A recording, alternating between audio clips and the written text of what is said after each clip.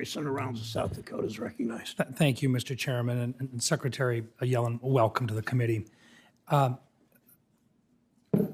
Senator Lummis had headed up a letter where there are 8 of us that had sent a letter in to you. The letter was asking that you would commit to a timeline for publishing FSOC's Section 123 report on the economic impact of regulation to address systemic risk.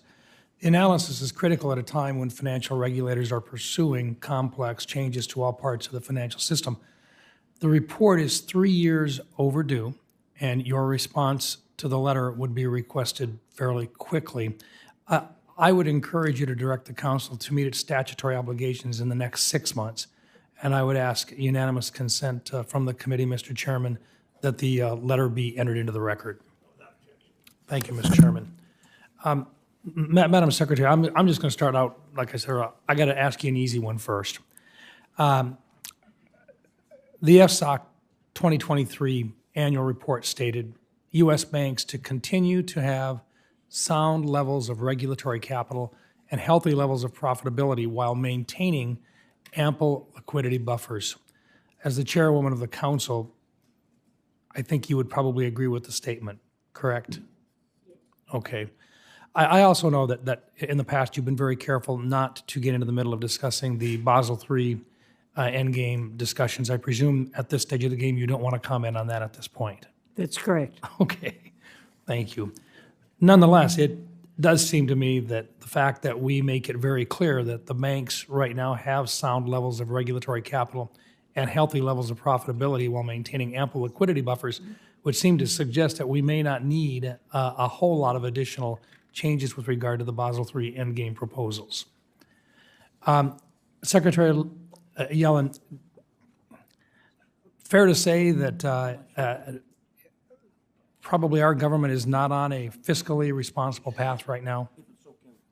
I do believe we need to reduce deficits and to stay on a fiscally sustainable path. Thus far, in real terms, the interest burden of the debt has remained within or below historical norms.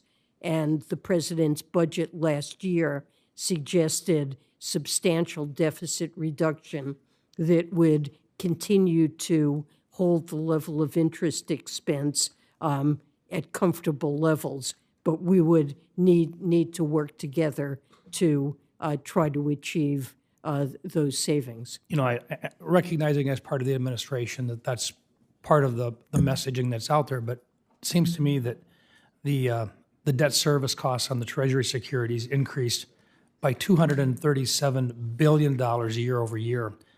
Doesn't hardly seem to be sustainable.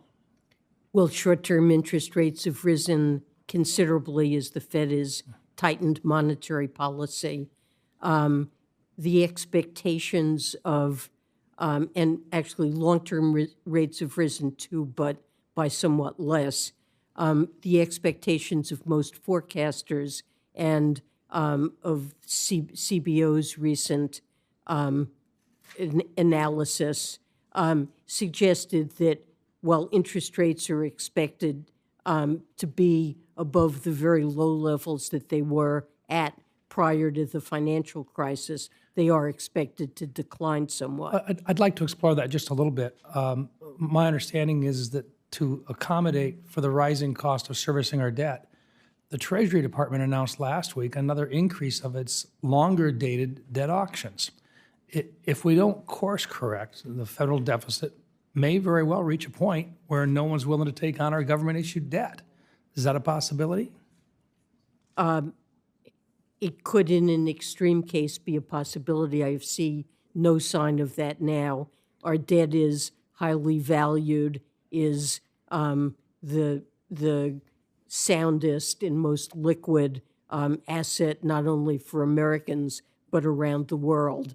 But of course, we need to stay on a fiscally sustainable path. But no, also if the Treasury auctions are such that perhaps there is less interest in that debt, would the Fed have to restart quantitative easing to accommodate it? And would you expect quantitative easing to be a part of the plans in the near future, in the next 2 years? Well, I'm not going to comment on what the Fed will or should do. I would simply say, as you know, the Fed's responsibility is to maintain full employment and to hold inflation down. And I think that they would attempt to fulfill that congressional mandate. Thank you, and these 5 minutes go by real fast, but thank you, Madam Chair. Thank you.